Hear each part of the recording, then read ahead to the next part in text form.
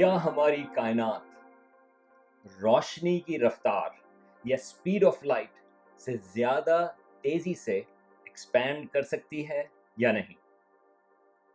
یہ سوال ہے جو کئی دفعہ لوگوں نے پوچھا. اس کی وجہ یہ ہے کہ ایک کاسمالوجی میں ایک کانسیپٹ ہے انفلیشن کا. وہ یہ ہے کہ جب ہماری کائنات شروع ہوئی بگ بینگ سے، اور اگر آپ بگ بینگ کے بارے میں آپ اور جاننا چاہتے ہیں تو اس کے ویڈیوز اس چینل کے اوپر موجود ہیں، آپ پلیز ان کو دیکھیں.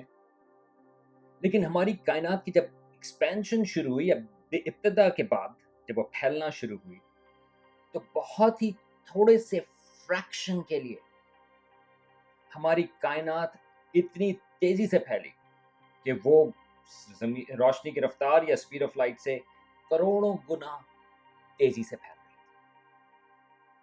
اور پھر اس کی ایکسپینشن نارمل ہوئی، اور اب وہ ایک نارمل ایکسپینشن فیز سے گزر رہی.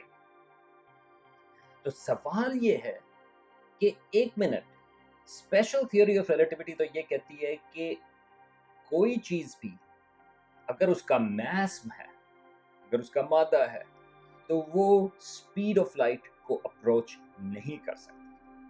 اور اگر اس کا زیرو میس ہے تو it has to travel at the speed of light. لیکن یہ پھر انفلیشن کو کیسے آپ ایکسپلین کر سکتے ہیں؟ تو اس کی چیز یہ ہے کہ کائنات خود اس کی جو ایکسپینشن ہے، اس کے اوپر کوئی سپیڈ لمٹ نہیں ہے. کیونکہ جب اسپیشل تھیوری آف ریلیٹیوٹی ایک لحاظ سے جب وہ بات کرتی ہے، وہ انفارمیشن کے ٹریول کی بات ہے. انفارمیشن جو ہے وہ اسپیڈ آف لائٹ سے زیادہ تیزی سے ٹریول نہیں کر سکتی. کائنات وہ کسی بھی اسپیڈ سے ٹریول کر سکتی ہے، اور اس کی کوئی لمٹ نہیں ہے. بلکہ یہ جب انفلیشن کی بات کرتے ہیں، یہ ایک تھوڑے سے سیکنڈ کے بھی بہت ہی کروڑوں گنا چھوٹے حصے میں ہماری کائنات اچانک سے بہت ہی پروٹون کے بھی سائز سے چھوٹی تھی. اب سائز کی بات جو ہے وہ کمپلیکس ہے، مگر آپ یہ سوچیں گے کوئی بھی حصہ اگر آپ نے ہماری کائنات کا جو پروٹونز کے بھی سائز سے چھوٹا ہو، وہ فریکشن آف اے سیکنڈ میں اس کا سائز جو ہے وہ ایک گریپ فروٹ جتنا ہو گیا. یہ کانسیپٹ ہے انفلیشن کا. اور اس کے بعد یونیورس دوبارہ سے ایک ریگولر ریٹ کے اوپر وہ پھیلنا شروع ہوئی.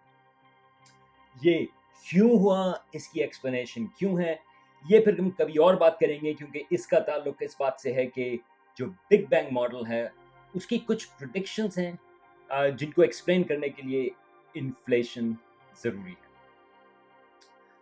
اور ایک اور چیز یہ ہے کہ جو جنرل تھیوری آف ریلیٹیوٹی ہے آئنسٹائن کی، جو ایکسپلین کرتی ہے ایک لحاظ سے گریوٹی کو اور large scale structure of the universe, یہ اس کی ایک پراپرٹی ہے جو اس قسم کی انفلیشن پیدا کر سکتی ہے.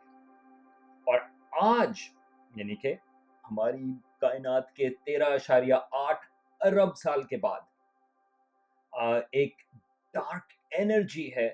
اگین اس کے اوپر پھر ہم کبھی اور بات کریں گے، لیکن ڈارک انرجی ایک ایسی چیز ہے کہ جو یونیورس کی ایکسلریشن کو یا یونیورس کے ایکسپینشن کو وہ ایکسلریٹ کر رہی ہے.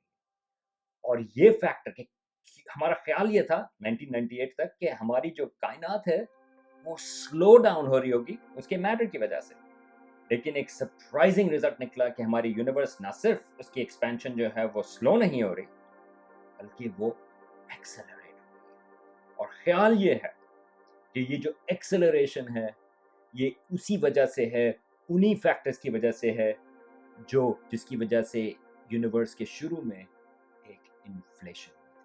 اور اگر آپ جنرل تھیوری آف ریلیٹیوٹی سے اگر آپ تھوڑے سے بھی فیملیئر ہیں، یہ آئنسٹائن کی ایک ٹرم تھی لیمڈا جو اس نے ایڈ کی تھی. اس کو کہا تھا اس نے کاسمولوجیکل کانسٹنٹ، یا یہ ایک اینٹی گریوٹی قسم کی ٹرم تھی. یہ اس کا نتیجہ ہے.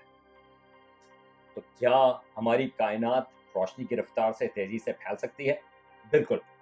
کائنات کی کوئی سپیڈ نہیں.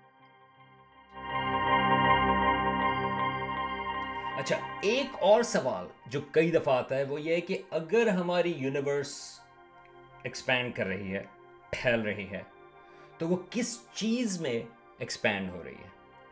تو اس کا جواب یہ ہے کہ جو اسپیس ہے وہ ایکچولی ہماری اپنی کائنات کی پراپرٹی ہے. تو ایک لحاظ سے سوچنے کی چیز یہ ہے کہ جب ہماری کائنات پھیل رہی ہے وہ ایکچولی اسپیس کو کریٹ کر رہی ہے, وہ کسی اور چیز کے اندر نہیں پھیل رہی. اور یہ اس چیز کی بات ہے کہ کائنات ایک کاؤنٹر انٹویٹو چیز ہے. یہ ایک ایسی چیز ہے کیونکہ ہم کائنات کا حصہ ہیں, ہم نے جتنی بھی چیزیں دیکھی ہیں وہ کائنات کا حصہ ہیں, تو ہمارا خیال ہوتا ہے کہ ہر چیز جو ہے اگر کچھ پھیل رہی ہے تو کسی چیز کے اندر پھیل رہی ہے. لیکن کائنات کی جب ہم بات کر رہے ہیں تو وہ کسی چیز کے اندر نہیں, بلکہ جب وہ پھیل رہی ہے تو وہ اسپیس بنا رہی ہے. ایک اس کی مثال ہوتی ہے کہ اگر آپ اس کی انالوجی لیں غبارے کی جو سرفیس ہے, جو 2 ڈیمینشنل سرفیس ہے, ایک لحاظ سے آپ کہہ سکتے ہیں کہ وہ ہماری کائنات ہے. حالانکہ ہماری کائنات جو ہے 4 ڈیمینشنز ہیں, 3 ڈیمینشن اسپیس کی اور ایک ٹائم کی. لیکن جب اگر آپ غبارہ پھیلا رہے ہیں اور اگر اس کے اوپر چونٹی ہو تو جب وہ غبارہ پھیلے گا تو اس کی جو سرفیس ہے, سرفیس ایریا, وہ ایکسپینڈ ہوتا چلا جائے گا. تو اگر آپ کو صرف اس غبارے کی سرفیس کے بارے میں پتہ ہے تو وہ کسی چیز کے اندر نہیں ایکسپینڈ ہو رہی, لیکن جب وہ ایکسپینڈ ہو رہی ہے تو وہ سرفیس ایریا کریٹ ہو رہا ہے. اسی حساب سے جب ہماری کائنات ایکسپینڈ ہو رہی ہے تو وہ اسپیس کو کریٹ کر رہی ہے.